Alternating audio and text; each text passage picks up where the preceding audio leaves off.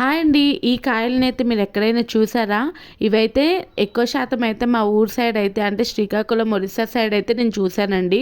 మొన్న మార్కెట్‌కి వెళ్ళేటప్పుడు అయితే ఇవి కనిపించాయి. అలా అని చెప్పి తీసుకొచ్చాను. చాలా బావుంటుందండి టేస్ట్ అయితే మాత్రం. ఇవి మొత్తం ఆలులానే ఉంటుంది. కానీ టేస్ట్ మాత్రం సూపర్‌గా ఉంటుంది. దీన్ని మొత్తం ఇలా పీల్ ఆఫ్ చేసేసుకొని ఇలా చిన్న చిన్న ముక్కలైతే కట్ చేసేసుకోవాలి. ఆ తర్వాత కడాయిలో ఆయిల్ వేసేసుకొని ఆ తర్వాత అందులో జీలకర్ర, అలానే సన్నగా తరిగేసుకున్న ఉల్లిపాయ ముక్కల్ని కూడా వేసేసుకొని మంచిగా వేయించుకోవాలి. అందులో కరివేపాకు అలానే 2 పచ్చిమిర్చిని కూడా వేసుకొని కట్ చేసి పెట్టుకున్న ఈ వెజిటేబుల్ ముక్కల్ని కూడా వేసేసుకొని ఆయిల్లోనే మంచిగా ఫ్రై అయిపోవాలండి. పచ్చి వాసన అంతా పోయేంత వరకు ఫ్రై చేసేసుకోవాలి. ఆ తర్వాత మూత పేసేసి చూస్తే ఇలా మొత్తం మగ్గిపోతాయి.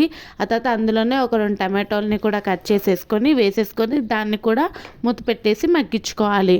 నేను ఇక్కడ ఉప్పు కారం ఏం వేయలేదండి. 2 ఉడికిపోయిన తర్వాత ఇందులో పసుపు, ఉప్పు, కారం వేసేసుకొని అది బాగా కలిపేసుకొని కొన్ని వాటర్ వేసేసుకోవాలండి. మన కన్సిస్టెన్సీని తగ్గట్టు కొన్ని వాటర్ వేసేసుకొని మగ్గించుకుంటే లాస్ట్లో అయితే కొత్తిమీర చల్లేసుకుంటే చాలా సింపుల్గా రెడీ అయిపోతుంది కర్రీ. మీరు ఎప్పుడైనా ఈ వెజిటేబుల్ని చూసారా? మీ ఏరియాలో ఈ వెజిటేబుల్ని ఏమంటారో నా కామెంట్ బాక్స్లో అయితే షేర్ చేయండి. అలానే మన ఛానల్ని సబ్స్క్రైబ్ కూడా చేసేసుకోండి.